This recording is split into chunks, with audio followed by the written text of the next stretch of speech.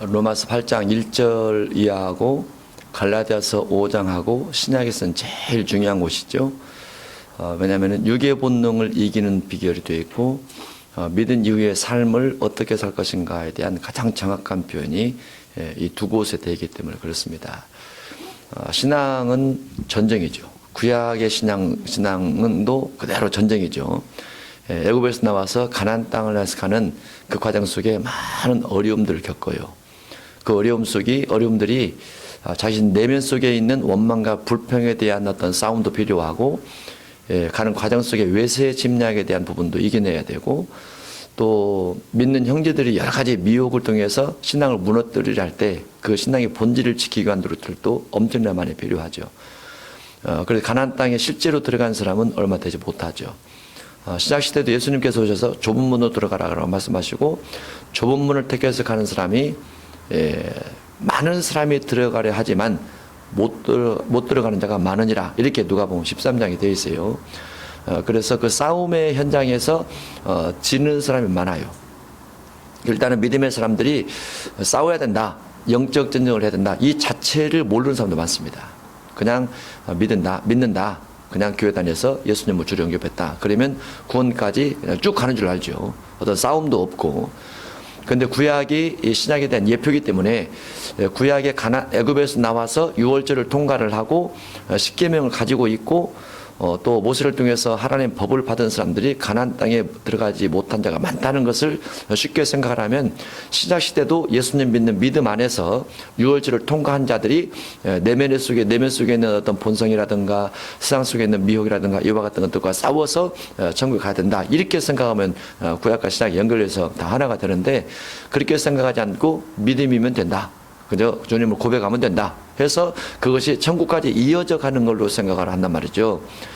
그러면 성경을 읽어보면은 사복음서를 중심해서 읽어도 예수님께서 분명히 믿는 사람에게 하는 말 속에 많은 지옥 단어가 나옵니다. 그리고 그런 부분도 다 뭐가 되는 거냐, 참고상으로만 둔 것이냐, 안 믿는 사람에게 쓰는 말을 둔 것이냐라고 했을 때는 전혀 아니라는 거죠. 성경 자체가 믿는 사람을 향해서 했던 말이기 때문에. 그러면 싸워야 되는데 어떻게 싸울 것인가, 그 싸움의 방법에 대해서 로마서 8장과 갈라디아서 5장에 되어 있는 거죠. 천국 가기 위해서 싸워야 되는데 성령을 통해서 내 육신 안에 있는 본성과 자꾸 싸워서 성령의 요구대로 살아가고, 성령의 요구대로, 주님의 요구대로, 아버지의 요구대로 사랑하며 살아야 된다. 이게 이제 그 결론인데, 그 그리스도인들이 싸우지도 않고 사랑도 하지 않고 저절로 구원에 이를 걸로 착각을 하고 있더라, 이런 부분이 이제 문제가 되는 겁니다. 그래서 로마서 8장은 아주 중요하고 끊임없이 또 보고 또 보고 하면서 연구를 하는 것이 옳다, 이렇게 볼 수 있습니다. 로마서 8장 1절 이하를 문맥상으로 쭉 연결시켜서 보도록 하겠습니다. 두 종류가 나눠져 있습니다. 하나는 그리스도 예수 안에 있는 자라는 겁니다. 또 하나는 정죄에 해당되는 겁니다. 로마서 8장 1절 이하를 볼 때 그리스도 예수 안에 있는 자, 이 부분을 문맥상으로 이어서 보면 2절로 가면 생명의 성령의 법입니다. 그리스도 예수 안에 있는 생명의 성령의 법 부분이 1절에서 그리스도 예수 안에 있는 자로 표현을 합니다. 1절에는 그리스도 예수 안에 있는 자 이렇게 되어 있지만 2절에는 그리스도 예수 안에 있는 생명의 성령의 법으로 이렇게 표현되어 있죠. 3절로 가면 그리스도 예수 안에 있는 생명의 성령의 법이 3절에서 하나님은 하시나니 이렇게 표현되어 있습니다. 여기서 하나님은 2절에 있는 성령이십니다. 성령도 하나님이시죠. 하나님은 하시나니 성령은 하시나니, 성령 하시나니. 3절에 하나님은 하시나니. 4절로 가면 그 하나님이 4절에서 영을 따라 행하는 우리에게 라고 되어 있습니다. 성령을 따라 행하는 우리에게, 성령을 쫓는 삶, 성령을 따라 행동하는 삶을 말하는 거죠. 성령의 감동 줘서 고백하는 거 가지 않고 성령을 따라 행하는 우리에게라고 되어 있습니다. 5절로 가면 영을 따르는 자는 영의 일을 생각하나니 해서 영을 쫓아 생각하는 걸로 변경되어서 기록이 되어 있습니다. 성령의 생각이죠. 성령의 생각. 그러니까 1절에 있는 그리스도 예수 안에 있는 자, 2절에 있는 생명의 성령의 법은 다른 말로 5절로 가니까 성령의 생각이더라 라고 되어 있어요. 그러면 성령이 넣어준 생각이 있는가? 성령이 넣어준 생각 있죠. 있어요. 우리가 성령이 넣어준 생각을 어떻게 분별할 수 있나라고 했을 때는 각자마다 체험이 다 틀리지만은 그 체험의 기준이 아니고 성경 기준입니다. 성경 기준, 성령의 생각이 성경 안에 있더라고 말이죠. 6절로 가면 영의 생각은 생명과 평안이니라 해서 성령이 넣어주는 생각이 6절에 생명과 평안이라고 되어 있습니다. 성령 충만하게 되면 성령을 통해서 평안이 주어지게 되죠. 성령 충만하게 되면 성령을 통해서 생명, 영생을 얻게 됩니다. 성령의 생각이 우리를 영생으로 이끌어가세요. 성령의 생각이 7절은 무엇입니까? 7절은 하나님의 법입니다. 하나님의 법. 하나님의 법. 고린도전서 9장에 보면 그리스도 예수 율법이라고 되어 있어요. 그리스도 예수 율법. 예수님이 주신 율법이 있다고 말이죠. 근데 여기는 하나님의 법이라고 되어 있습니다. 하나님의 법이 2절에 있는 생명의 성령의 법과 문맥상으로 같다라고 볼 수 있습니다. 하나님의 법. 이건 모세율법이 아닙니다. 8절로 가면 하나님을 기쁘시게 하는 겁니다. 하나님을 기쁘시게 하는 것. 그게 하나님의 법입니다. 9절로 가면 하나님의 영이 거하시면입니다. 하나님의 영이 거하시면, 성령이 거하시면 10절로 가면 영은 의로 말미암아 살리라. 너는 또 그리스도께서 너희 안에 계시면이라는 이 단어하고 영은 의로 말미암아 살리라, 이 두 부분이 성령의 법의 문맥을 이어간다라고 볼 수 있습니다. 11절로 가면 그 성령에 관련된 부분이 예수를 죽은 자 가운데서 살리신 이의 영이라는 부분이 성령이십니다. 예수님의 부활을 성령을 통해서 전적으로 이루어졌다. 예수님 자신 하나님이지만 성령과 아버지와 다 삼위일체가 언제나 같이 일하시죠.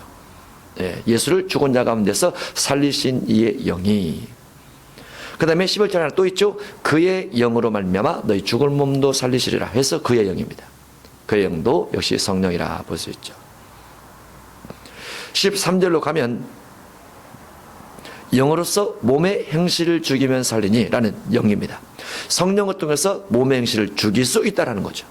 성령을 통해서 몸의 생각을 죽일 수 있다는 거죠. 왜냐하면 성령의 생각이 많아지면 육신의 생각이 적어질 수 있어요.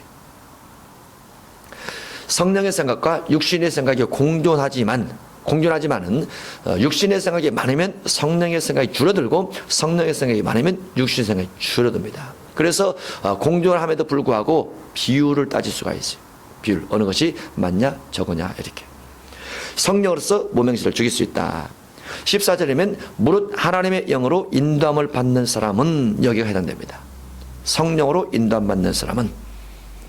15절로 가면 양자의 영을 받은 겁니다. 양자의 영, 이것이 생명의 성령의 법으로 이어져가는 문맥이라고 볼 수 있습니다. 16절로 가면 성령이 친히 우리의 영과 더불어 우리가 하나님의 자녀인 것을 증언하시나니 내가 해당됩니다.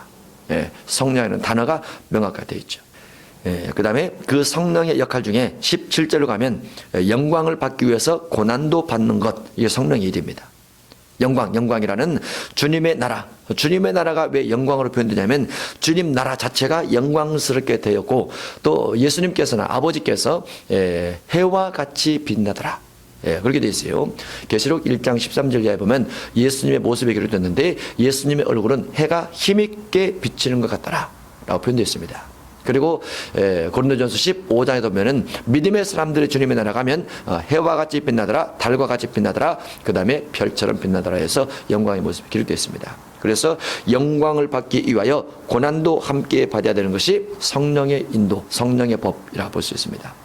반대로 로마서 8장 1절에 있는 정죄에 대한 부분을 문맥상으로 또 이어서 보도록 하겠습니다. 정죄. 1절에 있는 정죄함이 2절로 가면 죄와 사망의 법이라고 볼 수 있습니다. 죄와 사망의 법.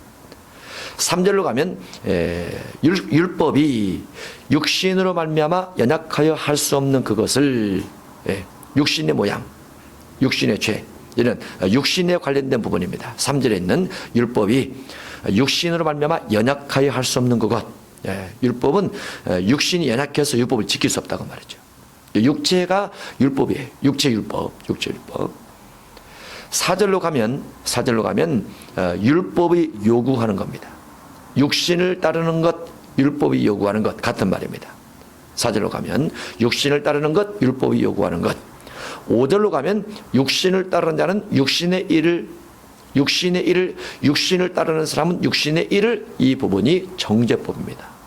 이것을 쭉 이어서 본성이라고 합니다. 6절로 가면 육신의 생각입니다. 성령이 넣어준 생각도 있지만 육신이 넣어준 생각도 있어요. 그런데 육의 생각은 사망입니다.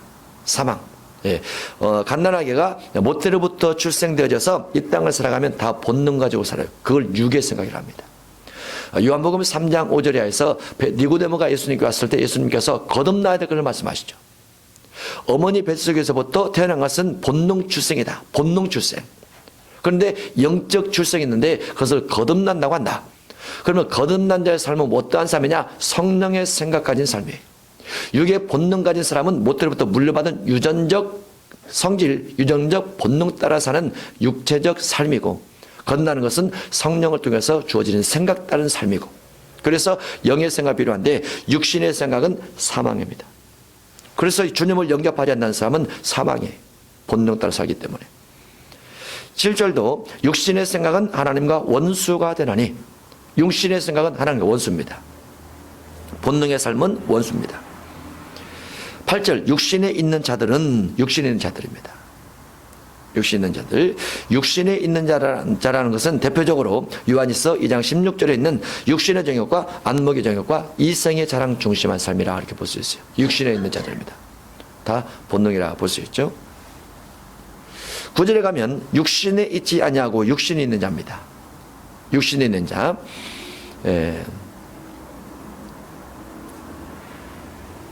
10절로 가면 몸은 죄로 말미암아 죽은 것이나, 몸은 죄로 말미암아 죽은 것이나. 11절로 가면 11절로 가면 없네요. 거기는 11절에는 죽을 몸일까요? 죽을 몸. 11절에 있는 죽을 몸이 육신에 속한 거죠. 12절로 가면 육신에게 져서 육신대로 사는 것, 그게 이제 죄법입니다. 육신에게 져서 육신대로 사는 것. 이 육신에 진다는 표현이 로마서 6장, 로마서 7장에 많이 써졌죠. 육신에 져서 사도 바울이 고백하기를 이 사망의 몸에서 누가 나를 건져내려 하고 처절할 정도로 고민하는 부분입니다. 그렇지만 8장에 와서 성령을 통해서 내가 살 수 있다라는 희망과 소망을 넣어주고 있죠. 13절로 가면 육신대로 살면 반드시 죽을 것이로되, 이 부분입니다. 육신대로 살면 반드시 죽습니다. 반드시 절대적 심판이 있다라고 볼 수 있죠. 15절로 가면 무서워하는 종의 영입니다. 무서워하는 종의 영. 무서워하는 종의 영이란 가장 크게는 사망입니다. 사망에 매여 일생 종노릇하죠. 사망이 너무 두려운 거죠. 그래서 무서워하는 종의 영을 받습니다. 모태로부터 그 물려받은 육신의 생각은 무서워하는 종의 영을 가지고 출생하게 됩니다. 그 다음에 17절로 가면 없습니다. 16절, 17절 없죠. 없습니다. 이런 부분들이 로마서 8장 1절부터 해서 17절까지 해서 정죄법과 그리스도 예수 안에 있는 법이 두 갈래로 쭉 나눠지면서 쭉 진행이 되는데, 이와 같은 것을 가지고 18절 이하에서 싸워야 된다라는 거죠. 싸워야 된다. 싸우는데 생명의 성령의 법을 통해서 죄와 사망의 법과 싸워야 된다. 생명의 성령의 생각을 통해서 육신의 생각과 싸워야 된다라는 거죠. 성령의 생각과 성령의 생각을 가지고 육신의 생각을 싸워야 된다. 성령의 생각은 성령의 열매 맺는 생각이요, 육신의 생각 본능입니다. 그러면 성령의 열매 맺는 9가지를 가지고 사랑과 희락과 화평과 오래 참음과 자비와 양선과 충성과 온유와 절제, 이와 같은 것을 가지고 육의 본능과 자꾸 싸우라고 말이죠. 싸우면 그리스도 예수 안에 있는 생명의 성령의 법대로 살 때 죄와 사망이 나를 주장하지 못해서 내가 사망으로 들어가지 않고 성령의 생각을 따라 주님 나라 갈 수 있다라고 되어 있어요. 이게 우리의 어떤 신앙의 영적 전쟁의 가장 필수 불가결한 중요한 요소다라고 볼 수 있습니다. 최고로 중요합니다. 적극적으로 끊임없이 싸워야 되죠. 성령 열매의 첫 번째가 사랑입니다. 사랑인데 반대는 무엇입니까? 미워하는 겁니다. 미워하는 거.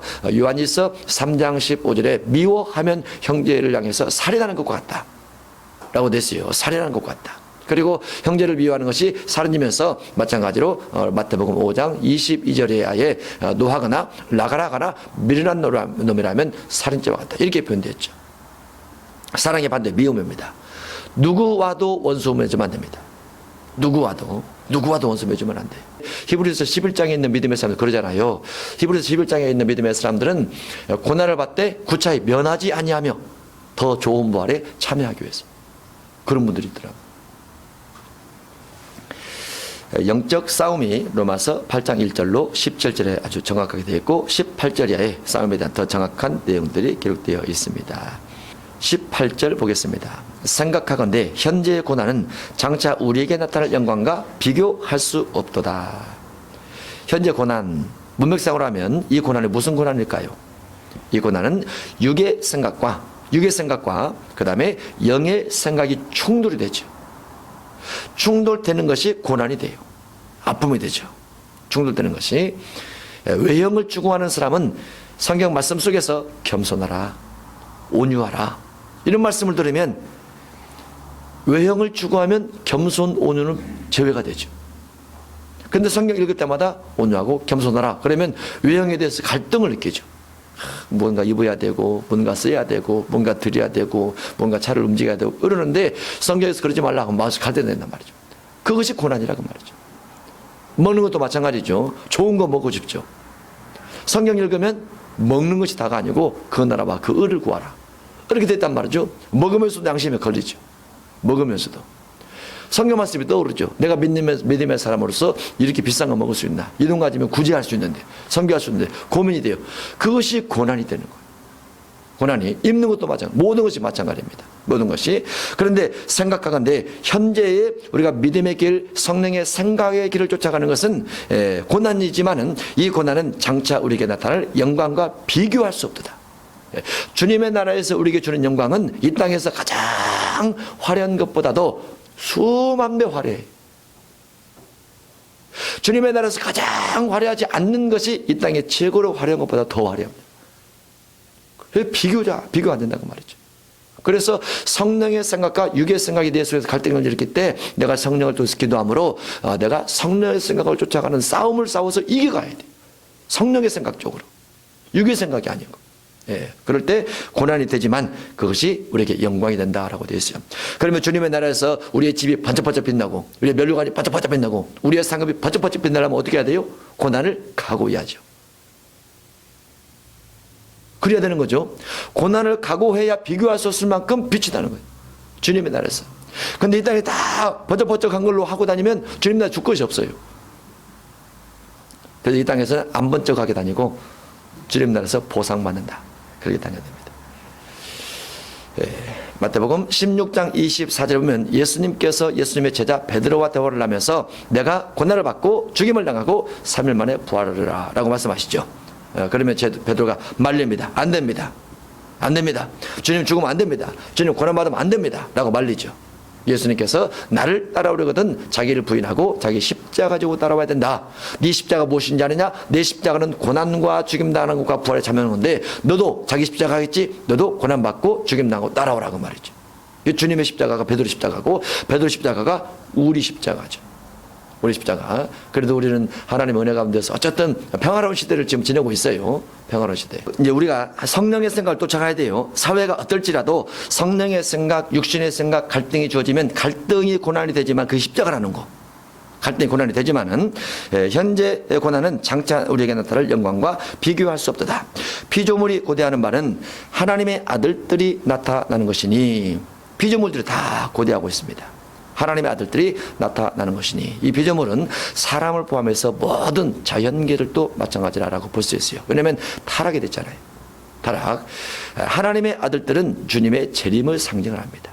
주님의 재림할 때 거룩한 천사들과 같이 오죠. 유다서 1장 14절에 보면 아담의 칠대손 에녹이 이 사람들에 대하여 예언하여 이르되 보라 주께서 그 수많은 거룩한 자와 함께 임하셨나니. 그래서 예수님의 재림 때 거룩한 자가 내려온다라고 되어 있어요. 그 거룩한 자가 천군 천사들이죠. 천사들이 와서 뭐 합니까? 주님과 같이 와서 주수를 하죠. 주수를 하는데 주 안에 붙어 있는 자, 주수를 하겠죠. 예복 입은 자, 주수하겠죠. 그 다음에 달란트 남긴 자, 주수하겠죠. 양과 염소 중에서 양쪽에 있는 자, 그러겠죠. 그 다음에 마태 13장에 7 천국까지 비를 지킨 자, 이와 같은 자들, 이와 같은 자, 용서한 자, 이와 같은 자를 천사가 주수를 한다고 말이죠. 그러면 천사들이 어느 사람이 하나님 말씀 따라 살고 예복을 입었고 다 알겠죠. 다 알죠. 아주 명확하게 알죠. 영적으로는 우리가 육으로는 흰색도 입고 검정색도 있지만 영적으로는 딱 흑백밖에 없어요. 딱 정확하게. 그 사람의 영적 상태가 씻음 받았느냐 아니면 씻은지 않았느냐. 씻음 받은 사람은 깨끗하게 되고 안 씻음 받은 사람은 시커멓게 되죠. 두 가지밖에 없어요. 두 가지밖에. 그래서 정확하게 주수를 하기 위해서 수많은 거룩한 자가 임재합니다. 주수하기 위해서. 피조물이 고대하는 바는 하나님의 아들들이 나타나는 것입니다. 피조물들이 허무한 데 굴복하는 것은 자기 뜻이 아니요 굴복하게 하시는 이로 말미암음이라. 피조물들이 본인들이 굴복하기 위해서 굴복한 것이 아니에요. 하나님께서 그들을 굴복시켰어요. 피조물들에 대해서 이렇게 되라 라고 굴복시키셨죠. 어떻게 굴복시켰습니까? 창세기 3장 14절 이하에 보면 뱀에 대해서 굴복시켰어요. 뭐라고? 뱀 보고 뭐라고? 너는 배로 다니고 종신토록 흙을 먹을지니라. 그래서 뱀은 배로 다녀야 돼. 그리고 흙 먹고 살아요. 하나님이 그렇게 정해 놓으셨어요. 피조물에 대해서 굴복시켜 버렸어요. 아담에 대해서는 뭐라고 정해놨습니까? 너는 땀을 흘려 소산을 먹고 수고해서 얻으리라. 이렇게 되어 있어요. 여자에 대해서 뭐라고 했습니까? 여자에 대해서는 해산하는 수고를 더하리니. 해산의 수고, 수고 가운데서 고통 가운데서 출산을 해야 돼. 그 다음에 땅에 대해서 뭐라고 했습니까? 땅에 대해서는 너는 아담 때문에 저주를 받아 가시와 엉겅퀴를 누리라. 그래서 어디든지 가면 안 심어도 안 뿌려도 지가 알아서 차풀이 나요.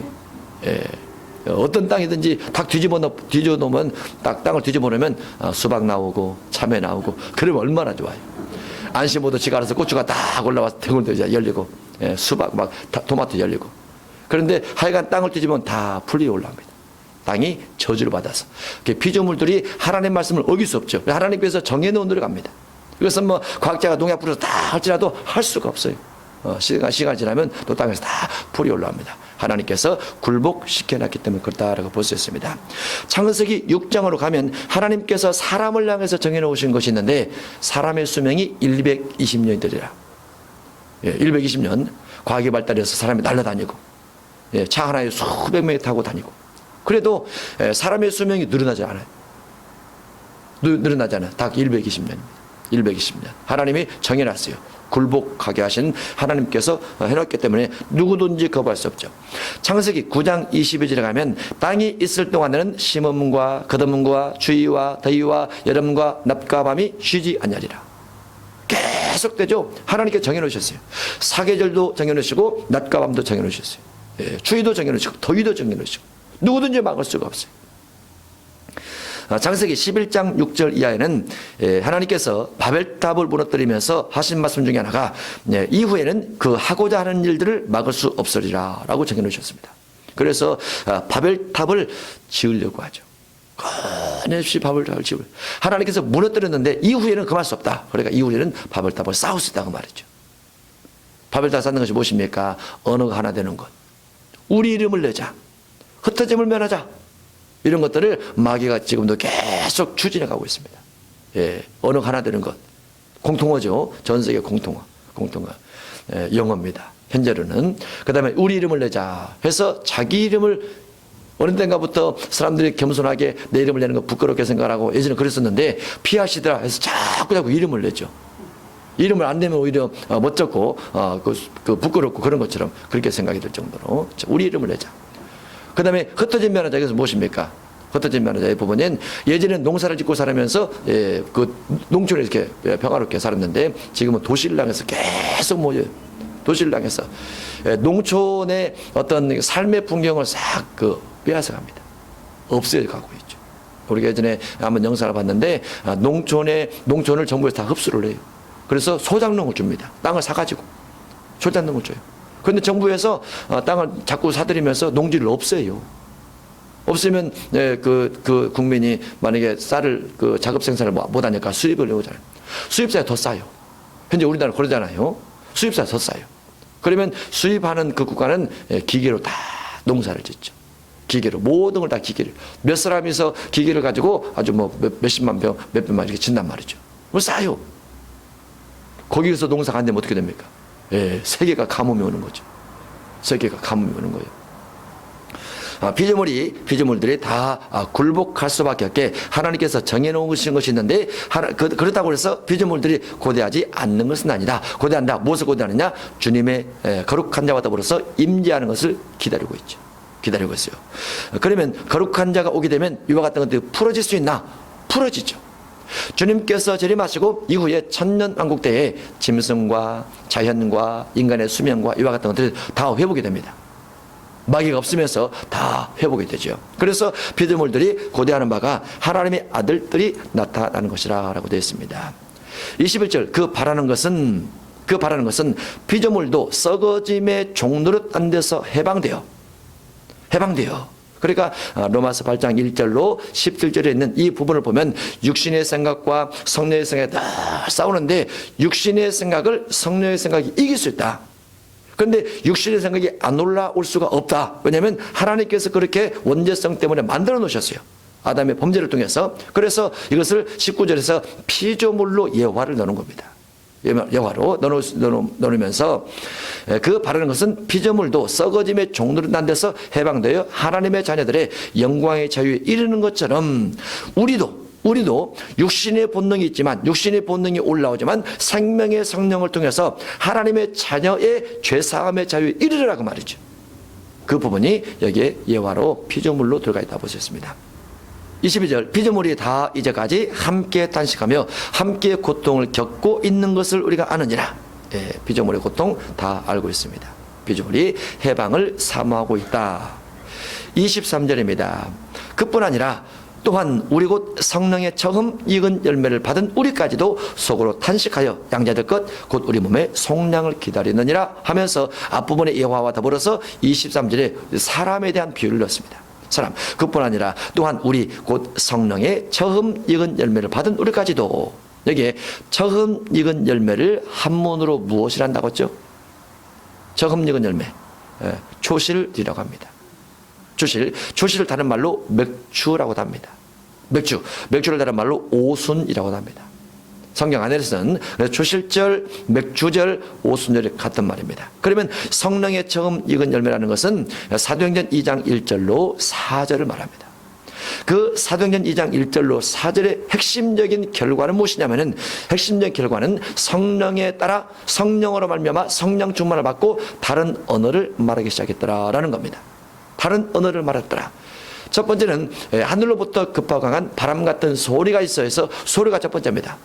두 번째는 불의 혀같이 갈라지는 모습에 각 사람 머리 위에 임하였더니 불입니다.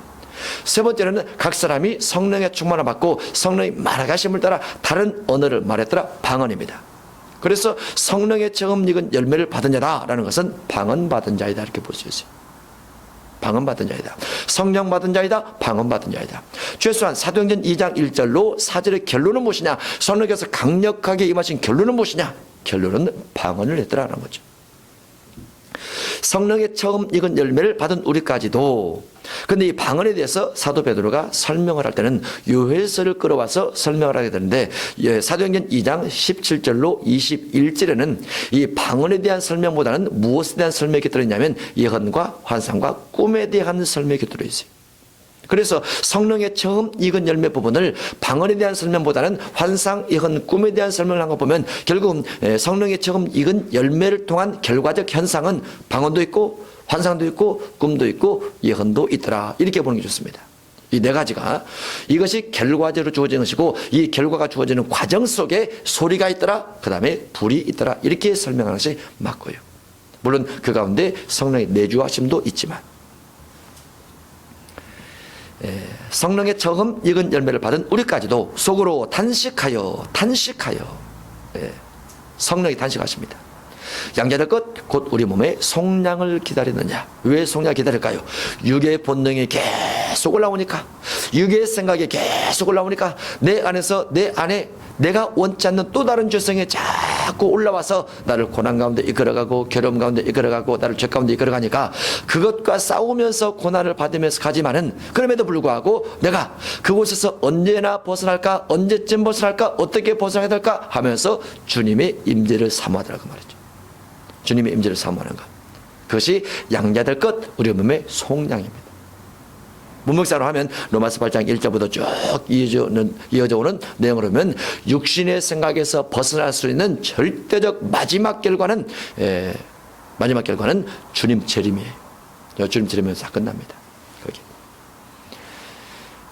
성령이 우리 안에서 육신의 생각 때문에 탄식하면서 우리를 향해서 몸의 속량을 기다리게 하신다라고 보셨습니다.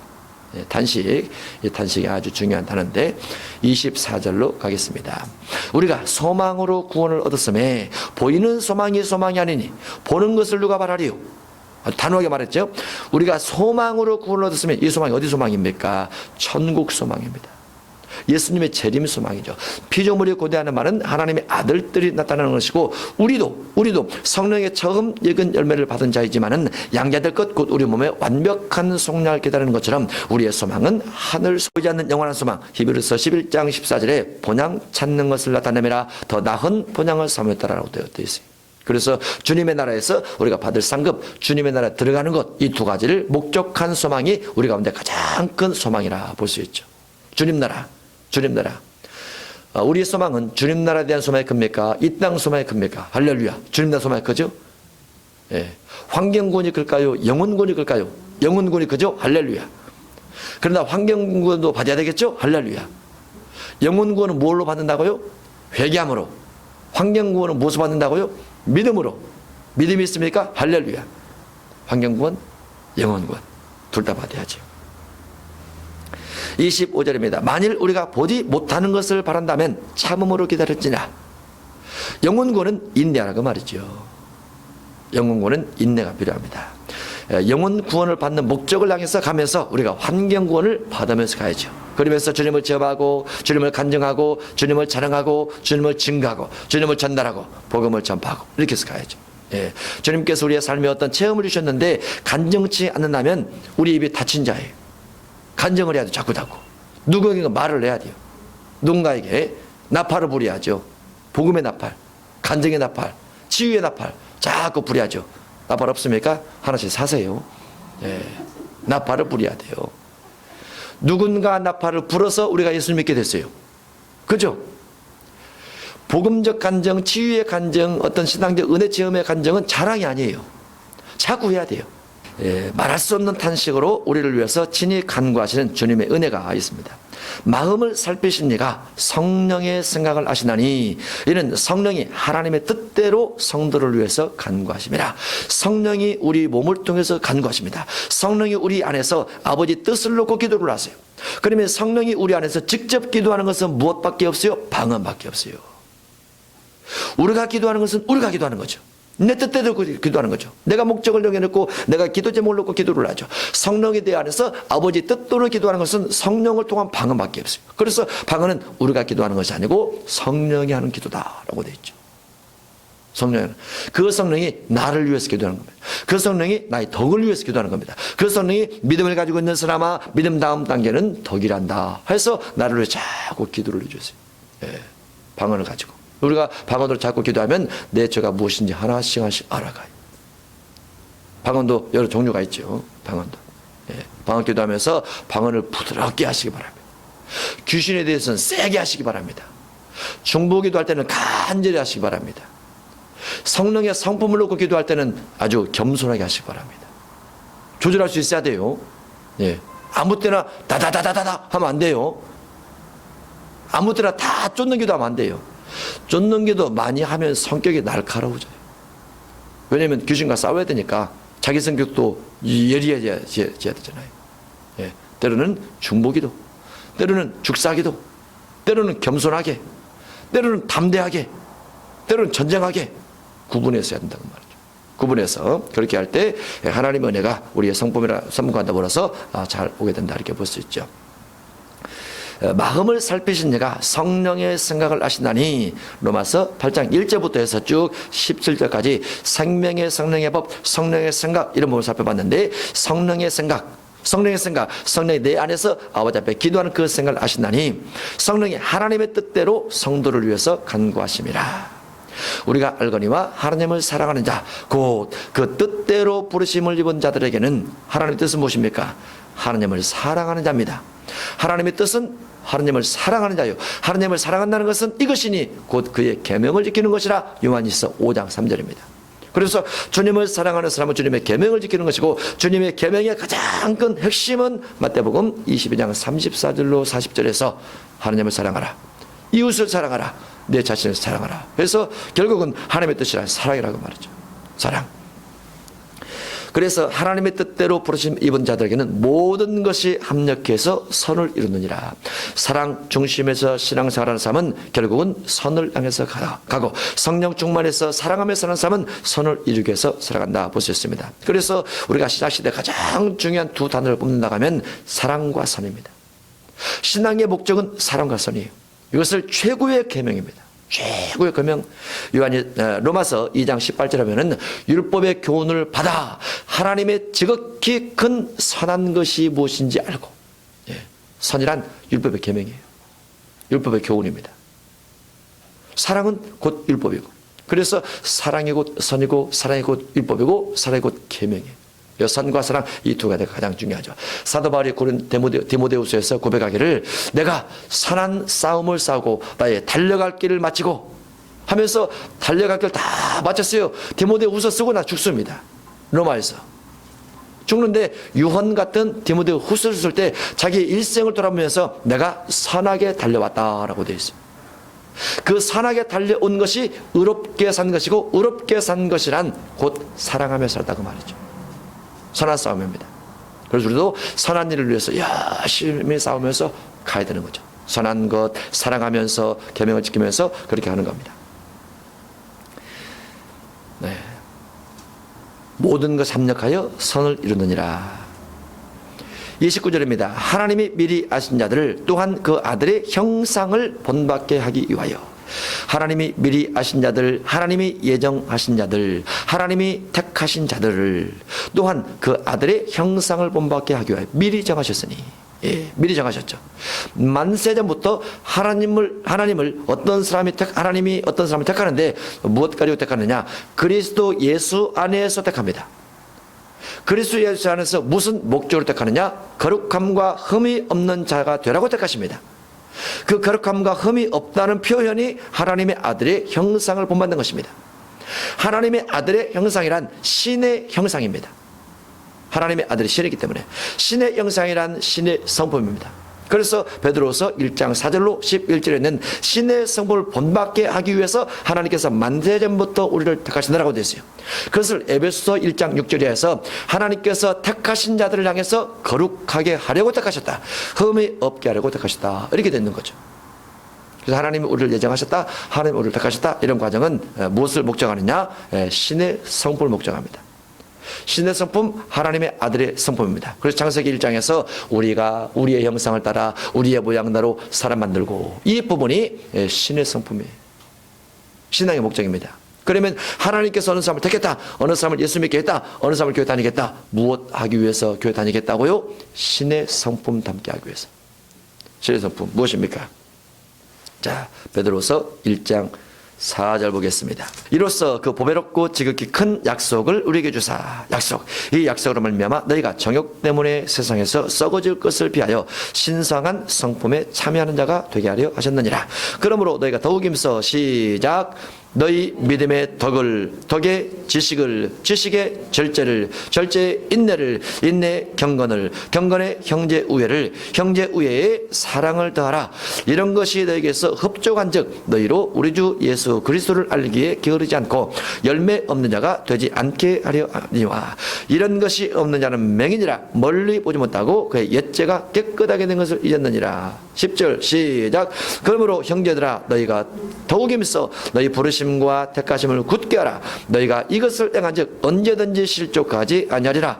이같이 하면 우리 주 곧 구주 예수 그리스도의 영원한 나라에 들어감을 넉넉히 너에게 주시리라. 예. 천국은 좁은 문이지만 넉넉하게 들어가는 비결이 여기 있다고 그랬죠. 넉넉히 들어가는 비결 곧 무슨 성품? 신의 성품을 간직하라. 이 신은 하나님의 아들이면서 동시에 성령이십니다. 그래서 우리 안에 주신 성령, 우리 안에 계신 주님, 우리 안에 계신 주님과 우리 안에 계신 성령의 성품이 우리 밖으로 나와야 되죠.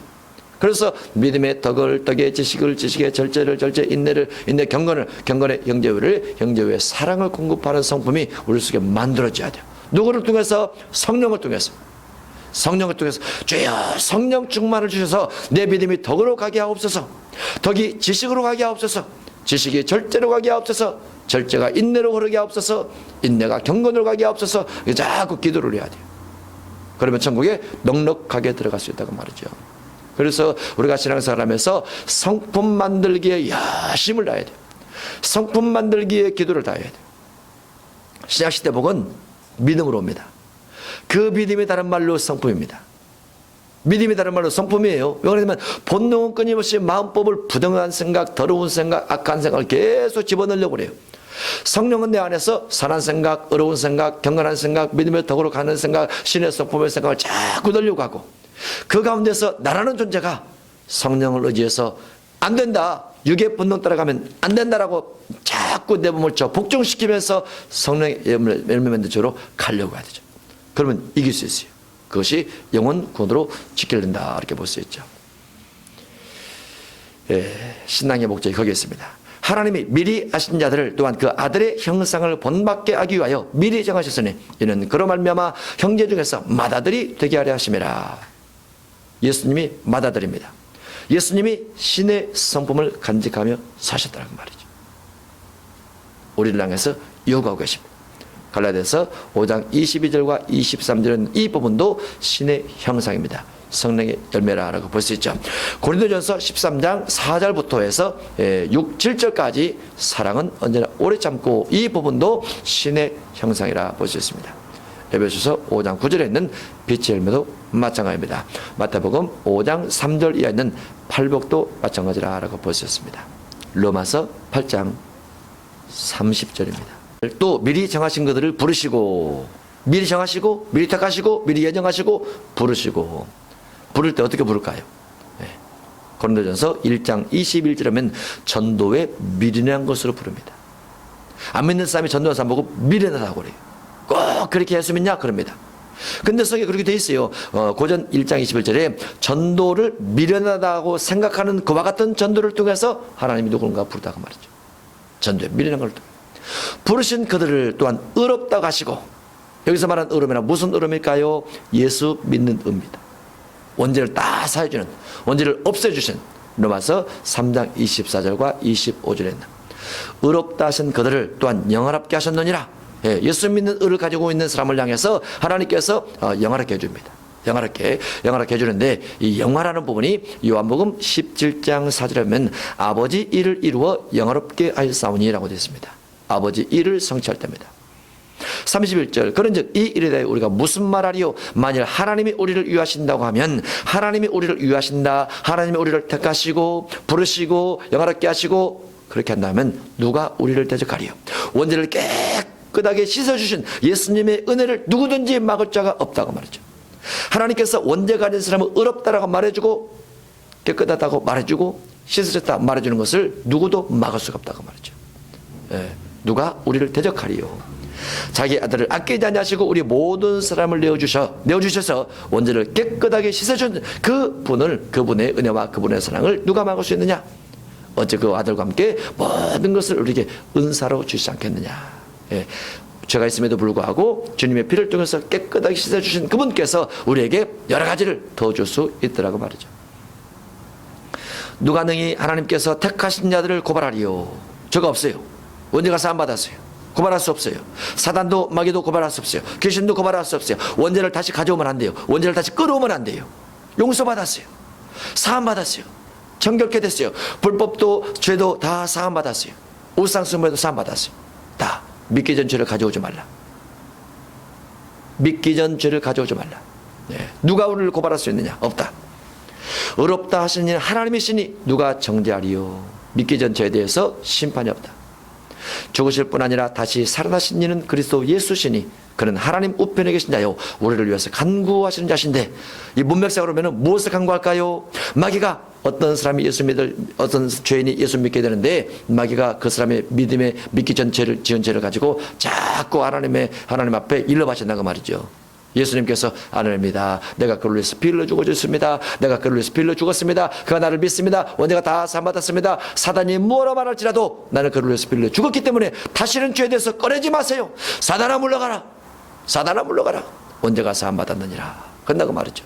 주님께서 보좌우편에서 우리를 위해서 간구하고 계세요. 우리는 자범죄에 관련된 죄만 회개하면 됩니다. 자범죄에 관련된 죄. 자범죄. 35절입니다. 누가 우리를 그리스도의 사랑에서 끊으리요?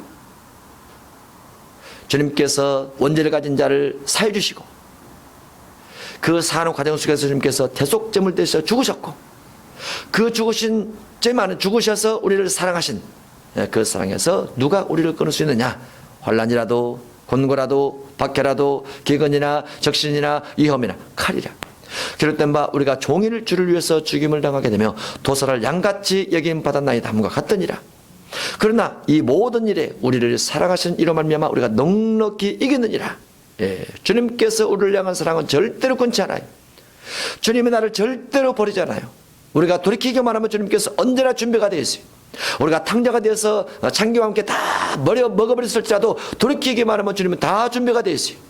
우리가 회개만 하면 주님께 다 준비가 되어 있어요. 누구든지 끊을 수 없어요. 누구든지 이길 수 있습니다.